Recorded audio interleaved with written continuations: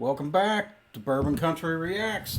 This is Dustin. He's our bourbon guy. Hey, I'm allegedly the bourbon guy. There's no allegedly to it. He's got a wall covered in bourbon. He's the bourbon guy. It's kind of a cool wall, though, right?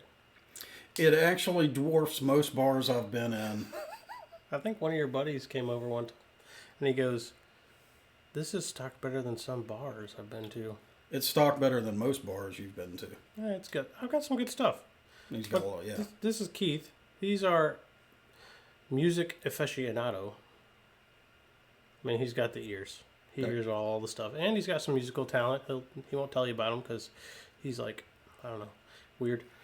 So bourbon. Fucking weird. All right. Yeah, you're weird. It's true. So, yeah, what bourbon we got, man? So this one is pretty cool. This is Bardstown Bourbon Company is the distillery that makes it. Who is hopefully watching this and planning to send us every single thing they ever make to T&E. Yeah, that sounds great. But this one's specifically the Prisoner, Series 1. They have 2 series now. I think you've tried the second series. I'm not sure you've tried the first series. I don't think I have. So what's really cool about Bardstown is they don't make I mean, based on their tour, if you have a chance in Bardstown to go on their tour, Go. do it. It's different than any tour on the trail. They're like, I call them the Google of bourbon. They're super high tech, which normally I'd be like, meh, right? But they do it right. You actually get to take bourbon out of a barrel and try it there. Like they literally pull it straight out of the barrel. But they don't make a ton of the money on their stuff. No, so their business model is expanded and extra capacity for existing distillers. Yeah. They have an incredible facility. And so what they do, and they won't tell you who it is, all of that's covered by that's dark. Look at the color. Covered by non-disclosure agreements. Yep. But a bunch of the other distillers, and I'm quite certain they're significant distillers, send their recipes and their ingredients to Bardstown with their process, and Bardstown replicates their exact process at astonishing scale. Yep. So they can scale to some small boutique distillery can scale up to putting a bottle on every shelf in America in a matter of 2 years if they go through Bardstown. Yeah, and they'll even age it there for them. Yep. Right, in their barrels. Like, they can bring in their own barrels, and it's like... It's an amazing business model. I wish I'd thought of it. Right? So real quick, on the Prisoner, before we get into the music, this one's cool because it's straight bourbon whiskey that's finished in Prisoner French Oak red wine barrels. So it's another finished bourbon. It's kind of a thing. It probably accounts for some of that color. Probably. Very dark. It's super. It's got a great amber reddish mahogany color. Yeah. Right. So what are we listening to?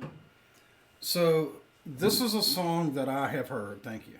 Not only have I heard it a lot because I grew up in West Virginia. We're listening to Hank Jr.'s Country Boy Can Survive. And I don't think I've actually... Scout's Honor, I don't think I've heard this song. Which he's amazed by, but if I have, I'll let you know. You'll get a reaction either way. So I'll kind of... Growing up in Charleston, West Virginia, there were years when Hank Jr. came to the Civic Center in Charleston, West Virginia. You could not... he's repping the 304 again. So from Charleston, West... Yeah. So when Hank came to Charleston, you couldn't move downtown. I mean, people came from states away to come see Hank Jr., in the Civic Center or wherever the hell he was. And that's back when there were still, like, horse-drawn wagons, right? Sorry. This fucking guy. Let's hear this song. You're in for a treat, dude, because this... You're in for a treat. This is one hell of a song.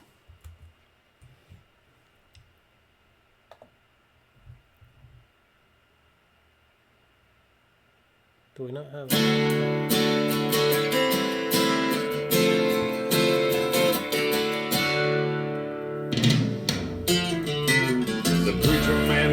says it's the end of time, and the Mississippi River, she's a gold dry.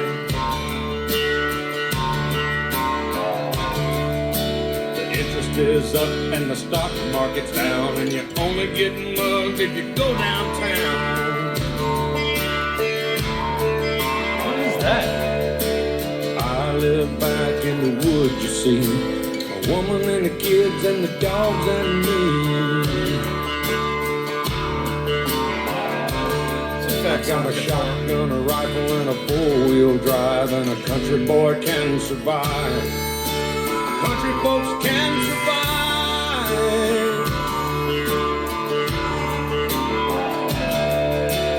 I can plow a field all day long. I can catch catfish from dusk till dawn.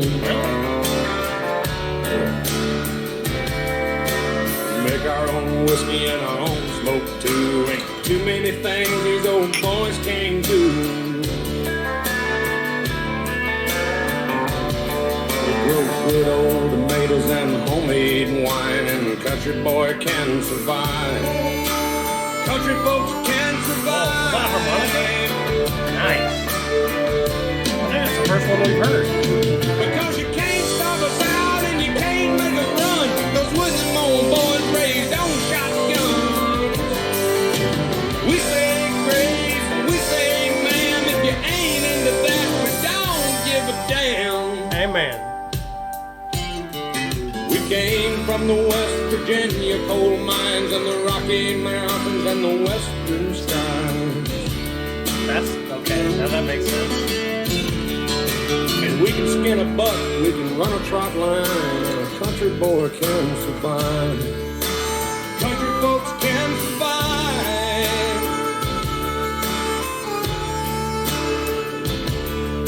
I had a good friend in New York City. He never called me by my name, just Hillbilly.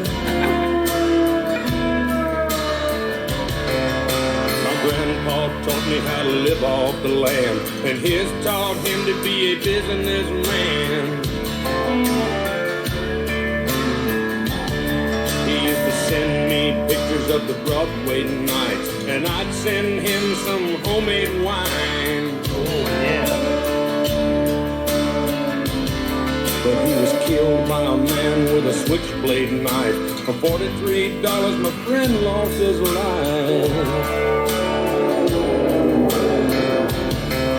I'd love to spit some beach nut in that dude's eyes and shoot him with my old 45, 'cause a country boy can survive. Country folks can survive.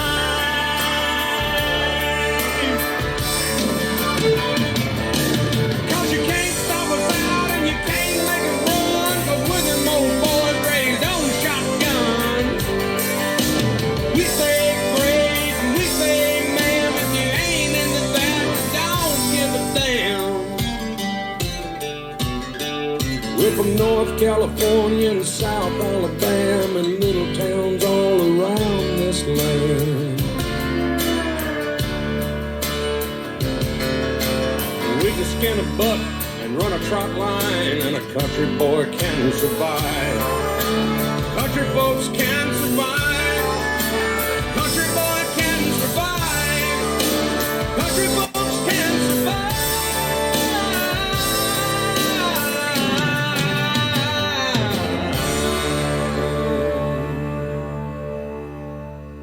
That was a damn good tune.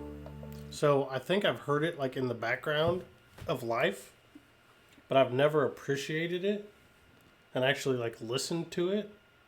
That was a damn good song. This is an absolute classic. Dude. I mean, Yeah. I can see that. yeah, I've heard it played over the PA at WVU games. Man. I mean, Is everybody singing with it? oh yeah, no, every word. That's awesome. There are two songs that the entire stadium will sing. One is "Country Roads" by that fucking John Denver guy. That's about Virginia, right? Not West Virginia. Largely, Western Virginia. yeah. Shenandoah River, man, it's got like 9 freaking miles in West Virginia. The rest of it's in Virginia. But yeah, no, this is one of the OGs. Yeah, dude. And what's really cool about that song, it almost so. Again, this one seemed like an epitome of country music, based on what we know so far. But there's a little bit of blues in it. Just a touch. Yeah, just a little bit, and it's really cool. The way it's kind of mixed in there. Oh, it's a masterpiece, man. Dude, yeah. It's well, and you know, And he can fucking sing. oh, he's Hank Jr., dude. He's a legend. Okay, well, now I know why. But the one of the things that I actually kind of thought about as we were listening, I haven't heard this song in years. Okay. And one of the things that I thought about as we were listening to this was I was thinking about all the people who've lived their whole lives in an urban environment. Mm-hmm. They have no concept of what this song's about. I mean, they hear the words, But they don't know. and they hear, okay, this guy knows how to skin a buck. But they've never had, 2 bucks hanging from the rafters of their garage doing the knife work. Do they even know what a taut line is? Trot line. Trot line. Trot line. Yep. You run it across the river, drop the lines in the water, and wait on the catfish to get on there, or trout if you're in a trout stream. But usually it's catfish. Right. So there are awful lot of people that have lived their whole lives in an urban or suburban environment. And don't know. Have no idea how to connect with this song. Everybody else in the country gets it. They're like, oh, this is my life. These are my people. Mm-hmm. So, hey, yeah. Tell me about this bourbon. What are you thinking about this Bardstown, man? So the first series of Prisoner, I'll tell you what. You get a lot more of that port barrel in this bourbon than you do in the second series. I think they did that on purpose. I think they wanted a little less of the port barrel in the second series. We'll get into that maybe eventually. I think I've got a bottle at home. What do you think of it, though? I want to hear your reaction, because I've had it, obviously. So, somewhere between the initial taste, so the initial is good. I like it. I think it's a buy. I know it's expensive. Yeah, I think that's like a $70 bottle. Yeah, and I think it's worth it. I think it's a buy. I think I have bought some of these Bardstown things at $80 and $90 and been perfectly happy with them. This is wait a minute, $17.99. They're all $17. They're all worth $17.99. That's not a penny more. No, Bardstown price at $17.99. I'll buy all your You shit. drink your bourbon neat. That's actually a pretty good deal, to be fair. Yeah. So the initial is good. I'll tell you what's kind of interesting about this to me. For a split second, as you transfer, like right before you swallow, I get a flash of rum. That's weird. Right? I mean, I could see cognac, but not rum. Try it. I just did. Try it and pay attention. See if you. Are you saying I'm not? I am paying attention. No, pay attention to the rum taste. See if it's there. You're trying to influence me now.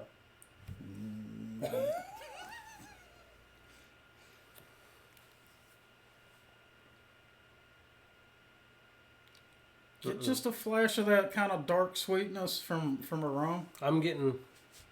So I think what you're calling rum, because you have apparently you're allegedly a super taster, whatever that means. I think what you're missing It's verified. scientifically. Truly. I think I think you're getting rum. I'm getting that red wine. I'm getting a dry red wine. So for me, I get that. It's later. There's a flash, like right as you swallow, where it's going backwards across your tongue. Somewhere on my palate, I'm getting triggered rum taste. That's weird. You don't like rum. I don't like rum, but it does not bother me in this. Interesting. It's weird. Okay. I like it. It's good. I I like definitely it too. get a lot of the port wine flavor in this. Like if you like dry red wine and you can find a bottle of the Prisoner First Series, get it. It's good. Don't pay secondary. It's probably way too expensive secondary. I don't even know, but if it's not, get it. It's a good bourbon. Freaking awesome tune, man. Right? Glad we listened to that. Yeah, I knew it would be. I knew you'd like it. That's awesome. Yeah, it's like an anthem. I mean, it is. It's like an anthem for an awful lot of folks, and has been for a very long time. Hey, so thanks for watching. Mash that subscribe button, hit the bell so you get notifications. Hit the like. Yeah, give us a like. Drop in the comments.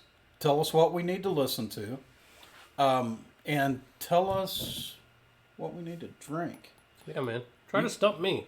Give me something I've never heard of that you enjoy. Don't give me something that he's going to pour. Well, you can't. Give us some stuff to pour out, too. You know, maybe you'll enjoy that. Yeah. So far, I've only poured out one. Yeah. I really didn't like it. He really didn't. He came back with water. I did. I finished the video with water because I couldn't do it. Yeah.